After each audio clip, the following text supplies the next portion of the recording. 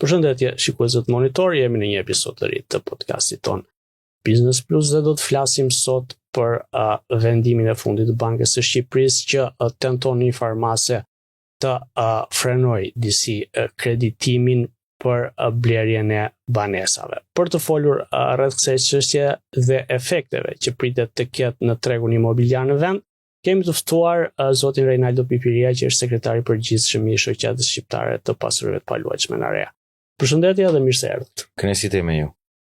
Siç e dim, Banka e Shqipërisë ka vendosur disa kufizime rregullatore lidhur me tregues të veçantë, po themi, të administrimit të riskut të bankave tregtare, kryesisht raportin mes kredin dhe vlerës së investimit në banesë dhe raportin mes po themi shërbimit të borxhit edhe të ardhurave totale të huamarrësit ose huamarrësve. Ndryshime i do bëhen efektive duke filluar nga korriku, pra për kontratat e huas do lidhen pas një korriku 2025. Nga këndvështrimi juaj, çfarë ndikimi pritet të ketë një ndërhyrje të tillë në tregun e pasurive të paluajtshme në vend? Në fakt, unë do thosha që Banka e Shqipërisë thjesht ka formalizuar dhe ka ligjëruar një praktikë që tashmë ekziston. Nuk besoj që ka praktika të shpeshta të financimit të pasurive paluajtshme, pra blerjes pasurive paluajtshme, me kreditim më shumë se sa 85%.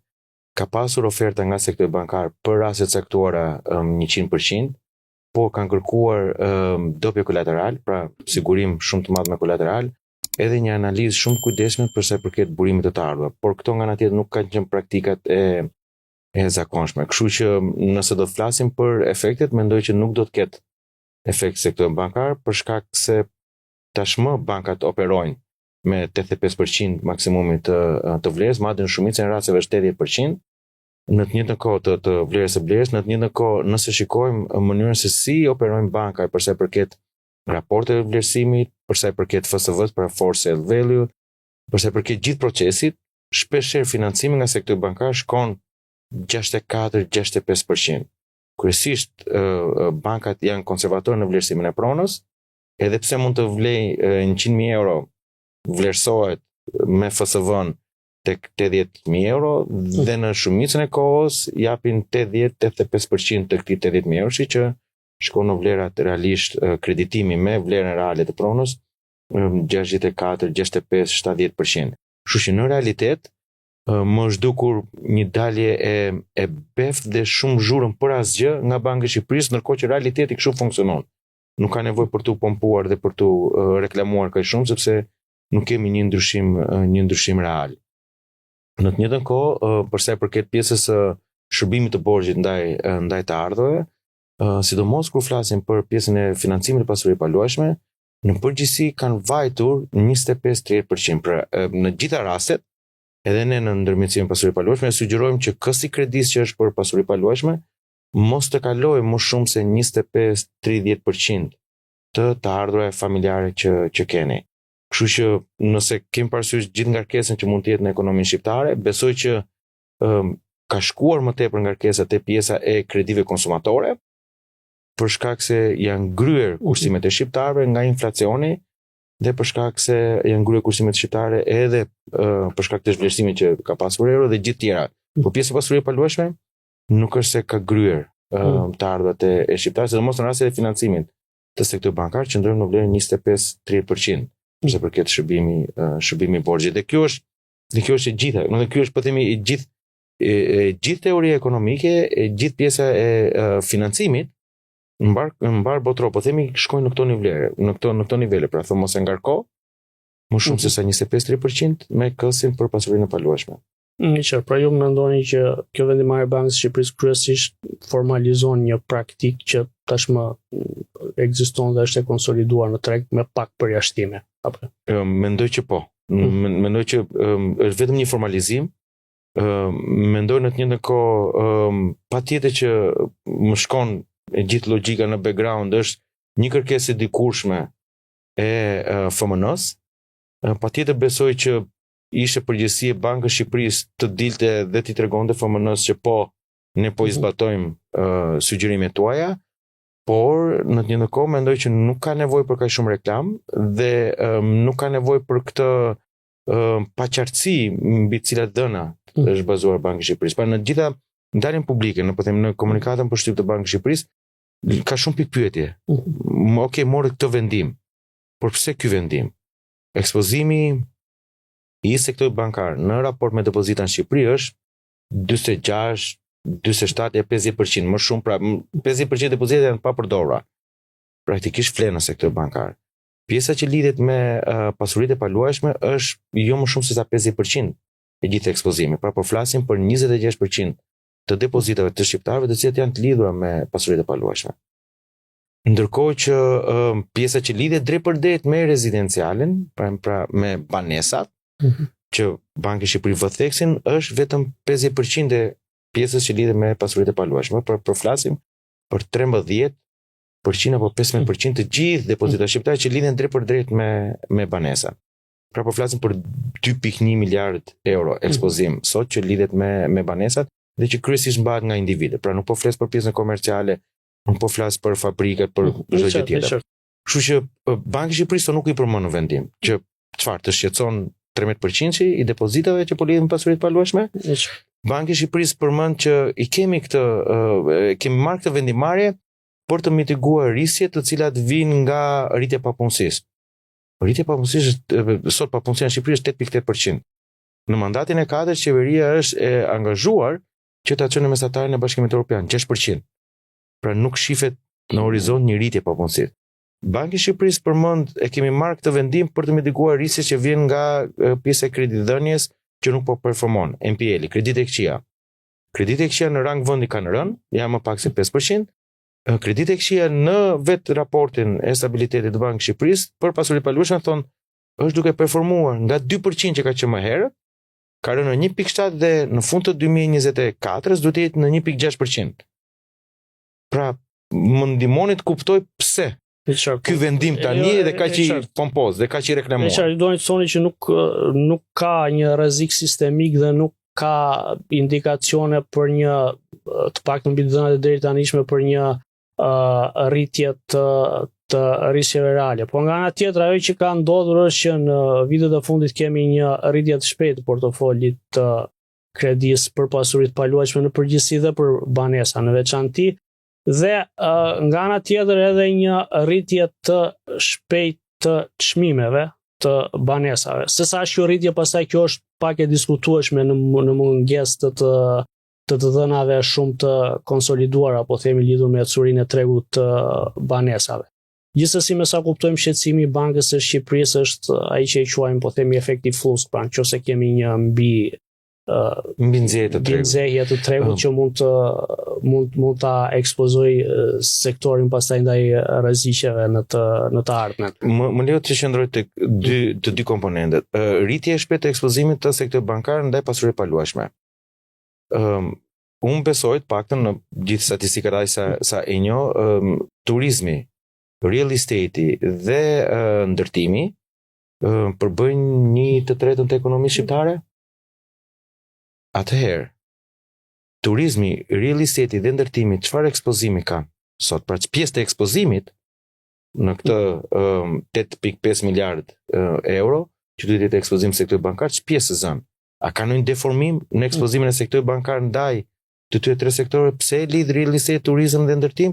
Sepse kryesisht këta tre sektorë janë të lidhur me njëri tjetrin dhe ajo pjesë e kredimarrjes nga sektori bankar mund të ketë vajtur për hapësira hoteleri turizmi, mund të kenë vajtur për Airbnb, mund të kenë vajtur për projekte rezidenciale, turistike, komerciale sektorit ndërtimit, mund të kenë vajtur për individ, për banesë të parë apo banesë të dytë që lidhet me sektorin e turizmit në Bregdet apo banesë për të dhënë me Airbnb. Pra, hajde të marrim këta tre sektorë që janë shumë të ndërlidhur, paktën në 5 vjeçarin e fundit kanë ndihmuar ekonominë dhe po performojnë, dhe të bëjmë krahasimin apo ekspozohet më tepër dhe më shpesh se ç'duhet sektori bankar në këtij sektori, apo këto kanë, siç kanë peshën në ekonomi, kanë dhe peshën në ekspozimin e sektorit bankar. Ju mendoni që kjo reflekton zhvillime strukturore ekonomike dhe nuk ka një fryrje në thonjzat. Unë besoj që nuk ka një deformim për momentin. Po hajde ti studiojmë. E dyta është rritjet e shpejta të çmimit.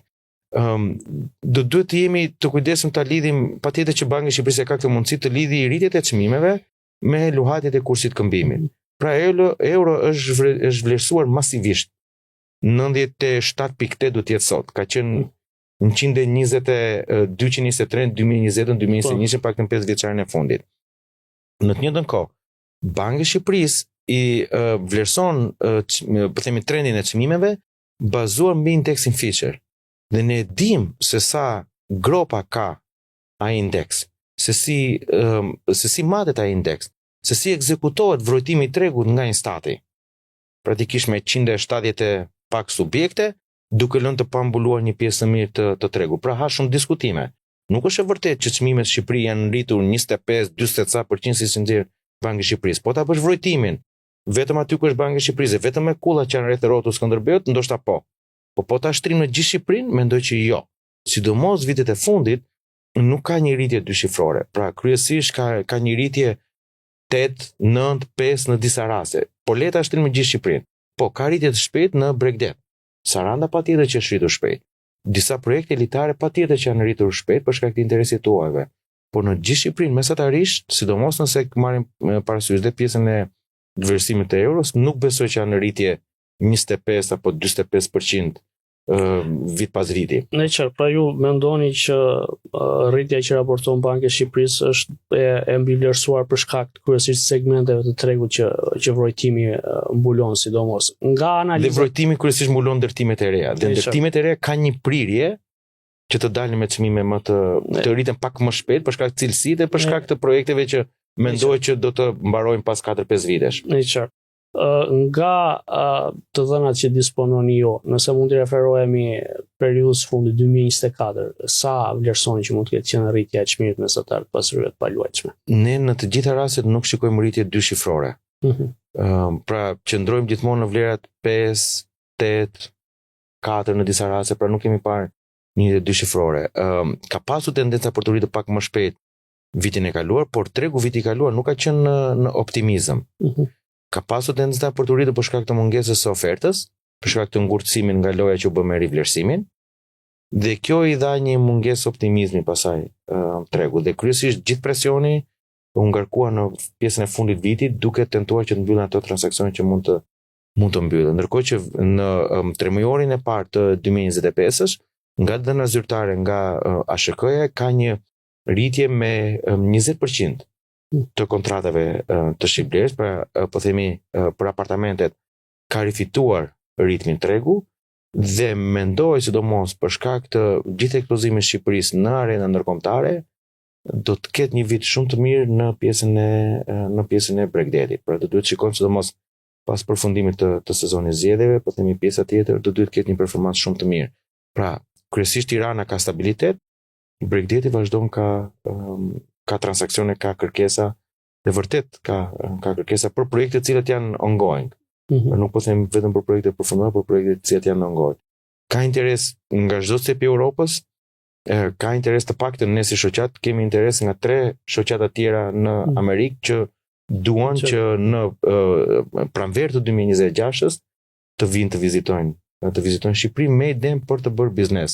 Ndërkohë që ne vetë jemi të angazhuar për të vizituar Amerikën në vjesht të 2025-s për të promovuar vendin. Pra qëndron perceptimi që ka një kërkesë të lartë dhe një rritje ndoshta më të madhe të çmimeve kryesisht në zonat bregdetare apo jo? Po, edhe kjo për shkak të interesit tuaj dhe kapitalit tuaj që vjen.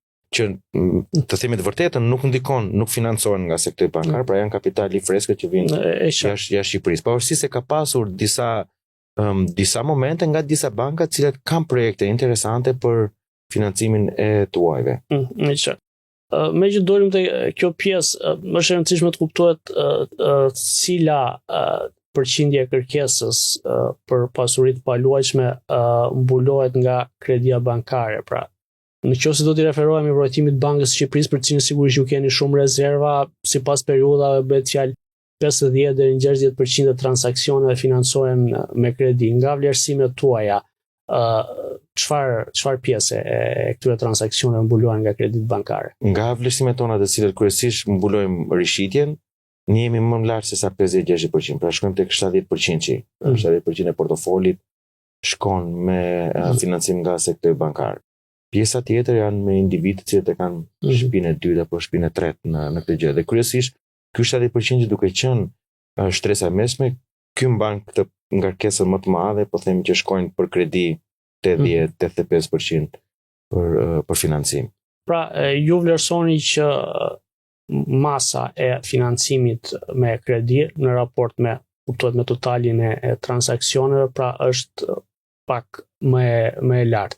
Por nga ana tjetër thatë që nuk prisni që vendimet e Bankës së Shqipërisë kenë realisht një ndikim shumë të madh në ecurinë e kreditimit apo jo.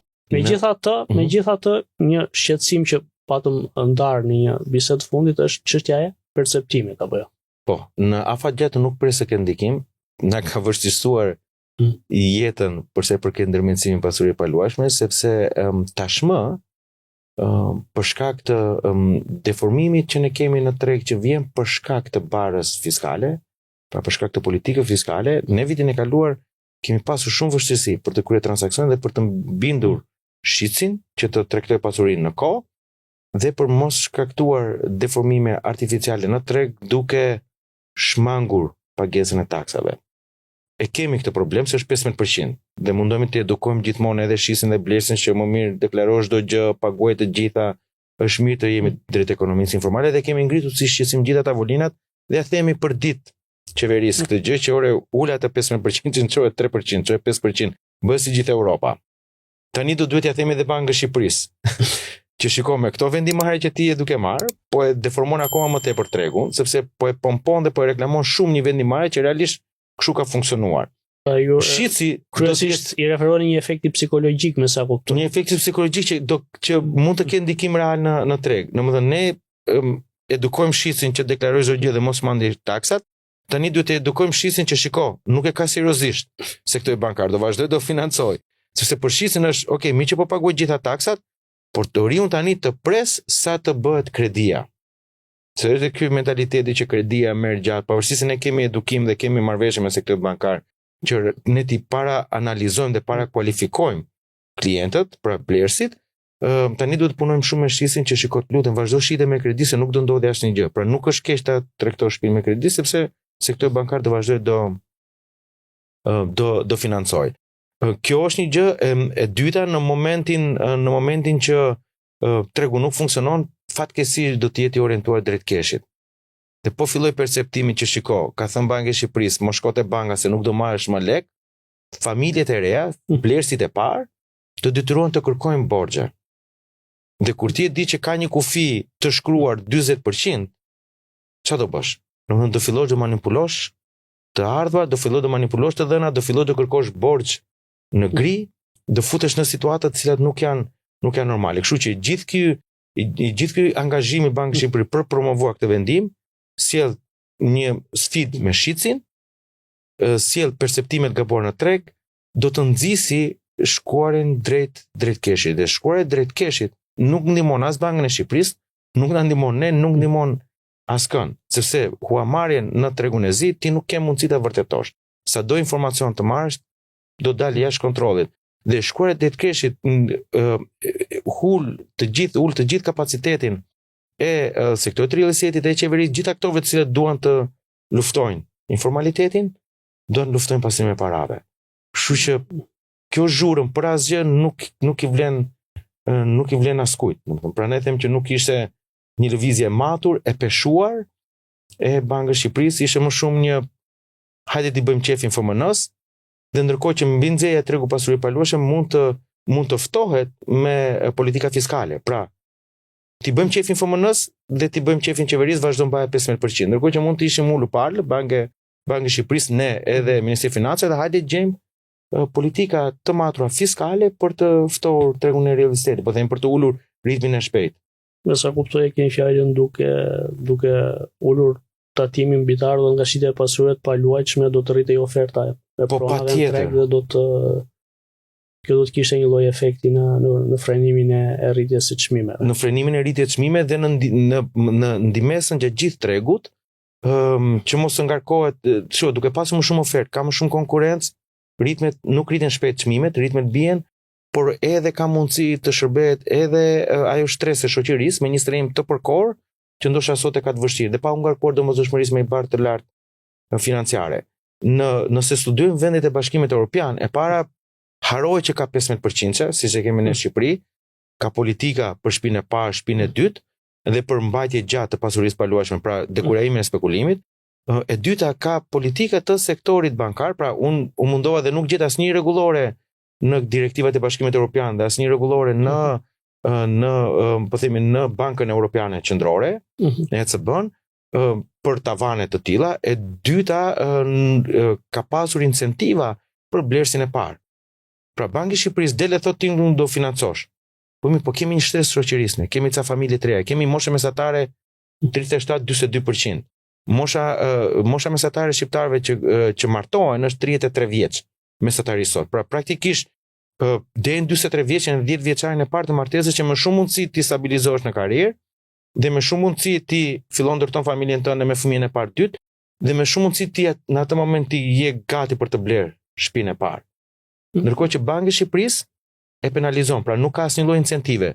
Nëse shikojmë disa vende të Bashkimit Evropian, kanë incentive që për blersin e parë, pra nuk po them për banesën e parë, por blersi i parë i lejohet që të shkojë financimi deri në 90% ose në sa momente deri në 100%, po themi deri në 90%, pra ty të lejohet me rregull, pa pasur nevojë që të shkosh në përjashtime të 15% si ka bërë Banka e Shqipërisë. Pra duket që shoqëria jon sot edhe institucionet shqiptare as nuk duan t'ia dinë për blersin e parë. Ka disa kredit buta ndaj këtej që më besoni që nuk gjen zgjidhje për shkak se të barave 15% e kryer kufizimeve, por në pjesë dërmuese nuk do të dinë. Pra, ka ardhur momenti të merremi me strehimin dhe të kemi disa politika reale fiskale dhe monetare për të ndihmuar të çiftet e reja që të strehohen dhe mos të ikin nga Shqipëria siç kanë ikur. Në qartë, megjithatë, një nga arsyet kryesore të skepticizmit lidhur me ritmet e larta të ndërtimit dhe me shtrenjtimin e çmimeve të pasurave të paluajtshme janë edhe trendet demografike. Shumë njerëz thonë Shqipëria po të kurret, pra ka një rënje të ndjeshme të popullsisë, biles në mos gaboj edhe kryeqyteti ka përshtypjen që duhet të ketë patur një frenim të ndjeshëm të ritmeve të rritjes së popullsisë për shkak të zhvendosjeve të brendshme demografike. Pra njerëzit pyesin kush po blen? Atë që unë besoj është që të gjitha ndërtimet sot nuk janë ndërtimet për Shqipërinë sot, janë për Shqipërinë 2030. Pra Shqipëria po ndërtohet me shpejtësi për shkak se çfarë pritet të jetë efekti në momentin që ne integrohemi në Bashkimin Evropian dhe po ndërtohet me idenë që në momentin që futemi në Bashkimin Evropian, procesi i ndërtimit e para do të jetë shumë i kushtueshëm dhe shumë i rregulluar. Pra ne kishim javën e kaluar forumin ekonomik me synimin me prioritetin ndaj Europës, pra Future Investment Initiative Priority Europe. Të gjithë tregojnë që në moment që jemi Bashkimin Evropian, për të bërë biznes ka shumë burokracira, për të ndërtuar të duhet 4-5 vite për të marrë një lejë ndërtimi dhe për mos thënë që shkon deri në 10 vite. Kështu që ritmet e shpejta të ndërtimit besoj që janë në këtë proces. Pra që duhet që kur të hymë, të kemi mjaftuar shumë stok dhe të kemi ndërtuar tashmë. E dyta është pjesa e kush po blen, mendoj që një pjesë janë komerciale, pra një pjesë janë investime në pasuri paluajshme, nuk janë banesat para. Dhe këtu ndoshta është momenti për të parë që a ka kompani dhe sa janë këto kompani të cilat janë duke diversifikuar portofolin e tyre dhe duke kaluar në pasuri paluajshme, dhe sa janë individ të cilët zotrojnë të pasuri paluajshme. Dhe besoj që kjo është shumë e thjeshtë, shkon në ASHK dhe kërko përgjigje nga ASHK-ja se pjesë e fondit banesave 1.1 milion, nëse se jam gabim, banesa zotrojnë nga pjesë shoqërisë sipas censit. E vërteta është që po ka pasur largime nga Shqipëria, por të gjitha largimet nga Shqipëria, të paktën unë ndaj opinionit që kur ti largohesh nga Shqipëria nuk është se ti e merr pasurinë me vete. Me shumë mundësi lë këtu jep me qira, ose e lë në përdorim të një familjari, ose ke të mbyllur me idenë që ato herë që ti do të vish Shqipëri ta kesh një shtëpinë tënde, ose me idenë që shiko unë do kthehem një ditë Shqipëri dhe një pjesë e atyre që janë larguar mund ta kenë shitur shtëpinë në momentin e parë, pas 5 vitesh pasi janë stabilizuar, kanë investuar në Shqipëri. Në mos kanë investuar në Tiranë apo në Durrës, ku kanë investuar në Bregdet. Në qartë. Megjithatë në vitet e fundit ekziston edhe fenomeni që e quajnë Airbnb-ve, pra ka një rritje të blerjes së banesave të dyta, treta kryesisht për qëllime investimi, pra për t'i ofruar me qira ditore. Dhe në momentin që hym tek blerjet për investim, pra shtim të kryet transaksioneve, pastaj rreziqet mund të fillojnë të jenë edhe pak më të larta, çka në teori do ta përligjte deri diku edhe shqetësimin e Bankës së Shqipërisë. Në çfarë përmasash besoni ju që janë blerjet për qëllime investimi qiradhënie? Nuk i kam, po them do spekuloj dhe nuk i kam si statistika, besoj që me rregulloren e vitit kaluar, nëse jam gabim, Qendrori i Bankës së Shqipërisë duhet të ketë disa statistika më të sakta për sa përket financimit të pjesës së sektorit bankar që shkon për Airbnb-n. Atë që unë di është që nga 14.000 në 2022-shin, 2023-shin, sot duhet jemi të 31.000 njësi. Pra, më shumë se 2 fishuar. Pra ka një rritje të listuar. Po, ka një rritje shumë të shpejtë të Airbnb-s. Pra më shumë, po themi në 3 vite, më shumë se 2 fishim nga 14.000 në 31.000, që mund të jenë dufishuar, por mund të kenë qenë të tregtuara në për Instagram, Facebook dhe tani janë futur në platforma të formalizim. Pra mund të kemi formalizim, do duhet të shikojmë si të dhëna. Dhe patjetër që bie dakord që për ligj një lloj meraku të Bankës së Shqipërisë, por kur flasim për politika monetare, Banka e Shqipërisë nuk është në flusk. Pra ne them që duhet të ulet me Ministrinë e Financave dhe me sektorin e real estate-it, sepse sot kemi diku tek 35.000 apo nuk e di se sa janë njësi, po themi 35.000 apartamente që janë të kompanive apo të individëve që janë të papërdorura. Hajde bëjmë politika që t'i nxjerrim këto në treg.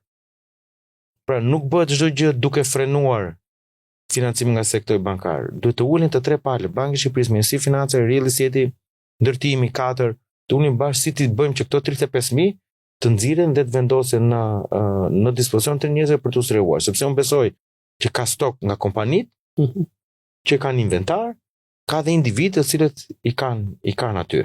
Ka dhe individë të cilët i vendosin në Airbnb. Duhet gjetur një mënyrë, sepse është vërtet që qiraja në Shqipëri është rritur shumë shpejt, dhe mos në Tiranë dhe aty ku ka Airbnb, qirat janë rritur 35-40%, pra me rritje shumë të shpejta për shkak se mungon oferta.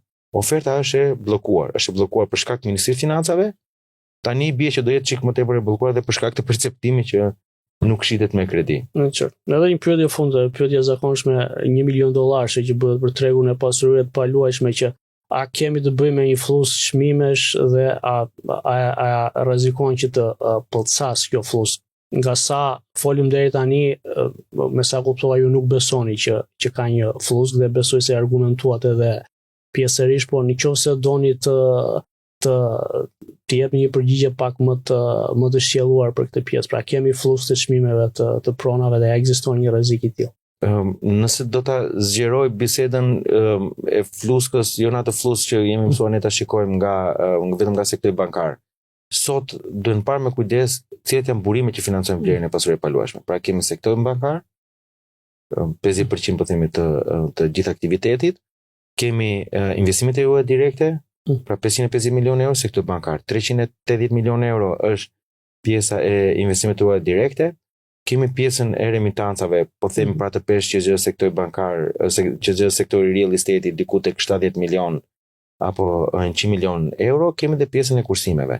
Që të ndodhi pjesa e fluskës, do duhet që një nga këto 4 burime, se nuk po flas për burimet panjore, se ato nuk mund t'i vlerësojmë, po një nga këto 4 burime të ketë një drop down, pra të ketë një rënje drastike të menjëhershme që të shkaktoj stres në real estate në Shqipëri dhe të kemi rënje 20 apo më tepër % të çmim, pra një ofertë shumë shpejt dhe një rënje shumë shpejt të çmimit që të stresonte tregun, që thoshim okay, do të bien. Unë nuk di që të ketë një sektor bankar që nuk po performon, nuk di që në të gjithë geopolitikën dhe arenën ku është e vendosur Shqipëria të jemi të ndikuar. Pra edhe pjesa, edhe atë që ne parashikonim, po them ose që kishim merak, lufta në Krime, agresioni ndaj Ukrainës, që mund të kishte efekte negative, realisht pasi efekte pozitive për tregun lokal shqiptar, sepse pati një zhvendosje të kërkesës, po themi kishte është vendosja e kërkesës së turizmit, po edhe individët të cilët u rilokuan për të jetuar dhe për të punuar në Shqipëri. Nuk di të ketë turbulenca nga sektori i remitancave, sidomos nëse mendojmë që ka shqiptar që kanë ikur nga Shqipëria, patjetër që në momentin ku ka një valë emigracioni kjo përkthehet në valë të dytë në remitanca, kështu që nuk di, po themi që të kemi këto sinjale. Për të dhëna të tjera të panjohura është shumë e vështirë, pra do duhet të spekulonim. Mendoj që Shqipëria është një pozitë shumë të favorshme, edhe për shkak të gjeopolitikës, edhe për shkak të vëmendjes që ka marrë nga ndërkombëtarët, qoftë nga pjesa politike e Europës, por qoftë dhe nga pjesa e investimeve. Vetë Bashkimi Evropian është duke investuar masivisht në Shqipëri, sidomos nëse marrim parasysh nëse bën realitet 3 korridore, koridori 8, koridori Adriatiko-Jonian, por kemi edhe një korridor të tretë i cili është IMEC, pra pjesa e Indis, Egjipt, po themi pjesa e Indis botës arabe, po themi pjesa e Western Balkan edhe pjesa e Europës, pra që përfundon deri në Francë. Pra këto 3 korridore shumë të rëndësishme, që nëse këto bën realitet, besoj që do të vazhdojë do të ketë vëmendje në Shqipëri. Ka një fenomen në të njëjtën kohë të katërt, që është vëmendje që vjen nga bota arabe, po themi nga kapitalet, jo domosdoshmërisht nga gjithë bota arabe, por nga kapitale. Pra kemi dy lëvizje të forta, është pjesa e Emirateve të Bashkuara, kompanitë e Emirateve të Bashkuara që vinë, të Emirateve Arabe të Bashkuara që vinë në Shqipëri për të investuar, por në të njëjtën kohë kemi një prezencë të shtuar dhe një vëmendje të shtuar dhe të Saudit, pra të Arabisë Saudite me fondet e veta të investimeve që kanë një vëmendje të shtuar në Shqipëri, por jo vetëm në Shqipëri, por shohin gjithë Europën. Por dhe ne nuk jemi në babull, por ne kemi influencë, jemi pjesë e Europës. Kështu që gjithë kjo lëvizje gjeopolitike të katra këto e ka vendosur Shqipërinë në një pozitë të favorshme, për të cilën ne duhet të jemi gati të ndërveprojmë dhe të përgjigjemi me politika fiskale, por edhe me politika monetare në të njëjtën kohë. Ne do faleminderit që ishit pranishëm podcastin tonë. Kënaqësia ime.